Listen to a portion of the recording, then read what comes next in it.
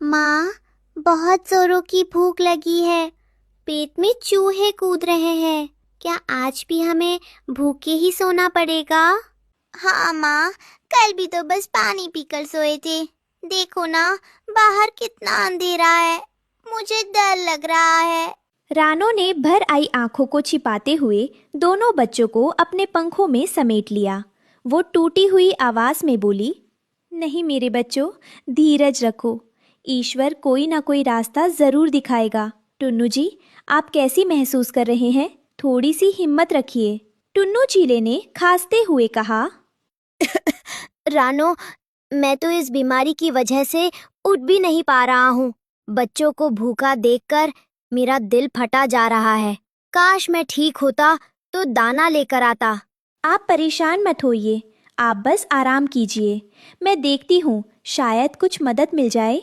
रानो हिम्मत के पेड़ पर रहने वाले कालू कौवे और गोरी कौवी के आलीशान पक्के घोंसले के पास पहुंची। वहां मिठू तोता और भोलू कबूतर भी बैठे मकई के दाने मजे से खा रहे थे।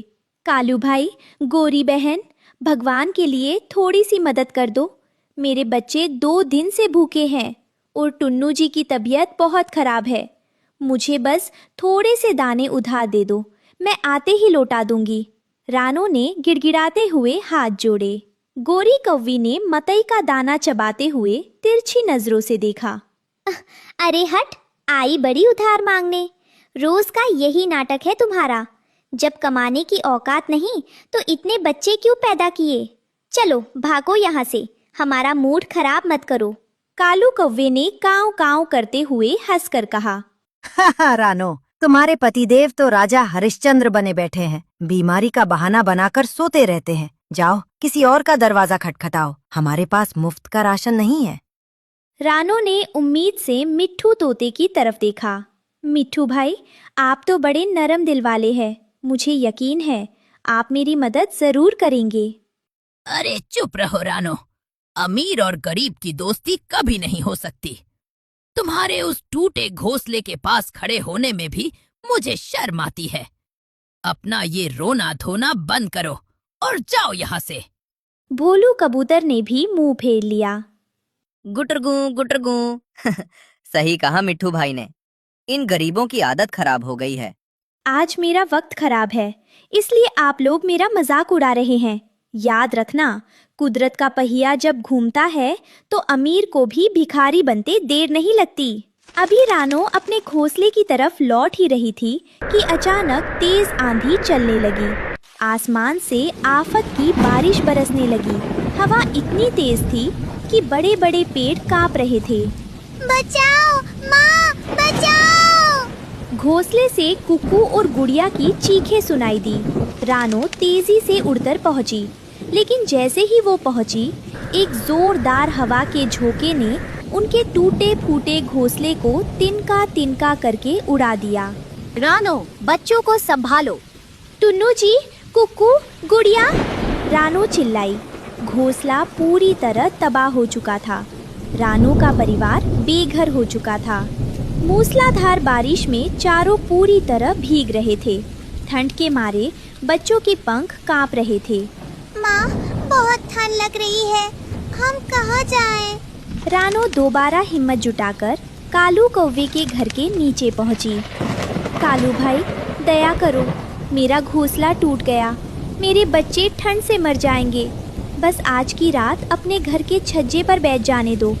कालू कौवे ने खिड़की से मुंह निकाला और चिल्लाया, भाग यहाँ से भिखारी। अगर तुम्हें अंदर आने दिया तो तुम्हारी दरिद्रता हमारे घर में भी आ जाएगी। निकलो यहाँ से।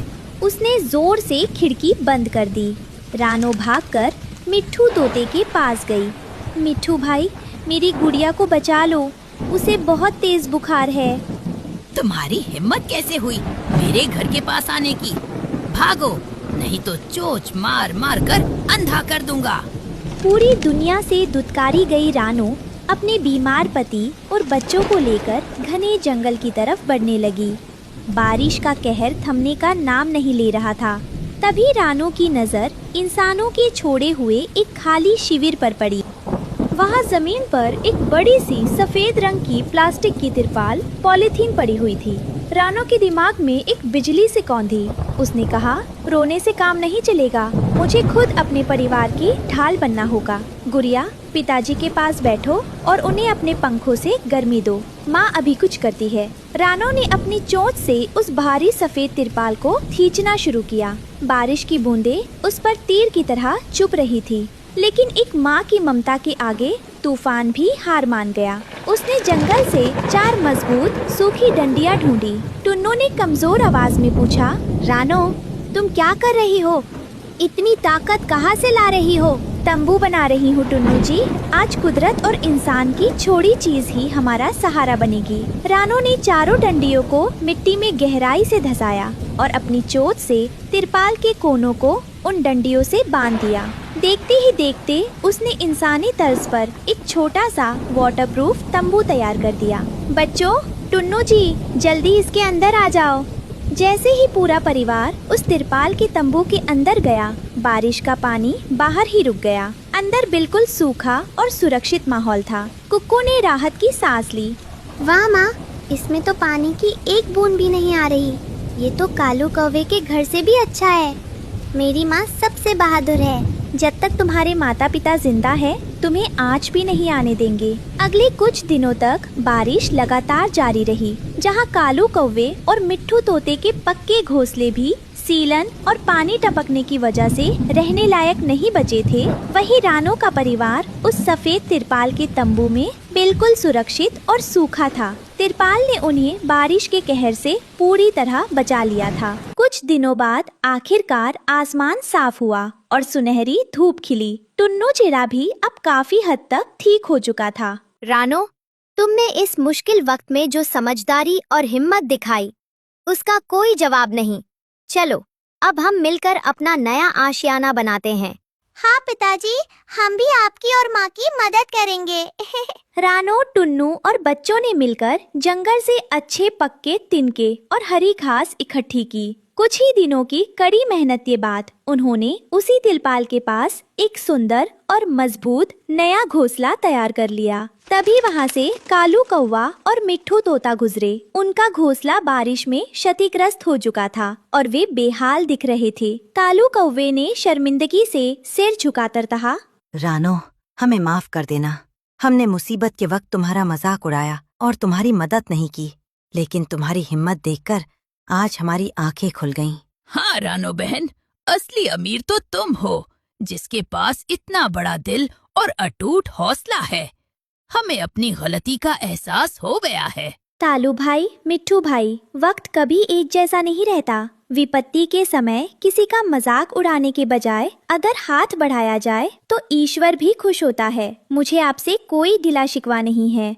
रानो की बातें सुनकर दोनों पड़ोसी पक्षी शर्म से पानी पानी हो गए। रानो चिड़िया ने अपनी मेहनत, सूझबूझ और उस सफेद तिरपाल की बदौलत न केवल अपने परिवार को बारिश के कहर से बचाया, बल्कि पूरे जंगल को स्वाभिमान और हौसले का एक अटूट पाठ भी पढ़ा दिया। अब उसका परिवार खुशी खुशी अपने नए घर में चहक रहा था।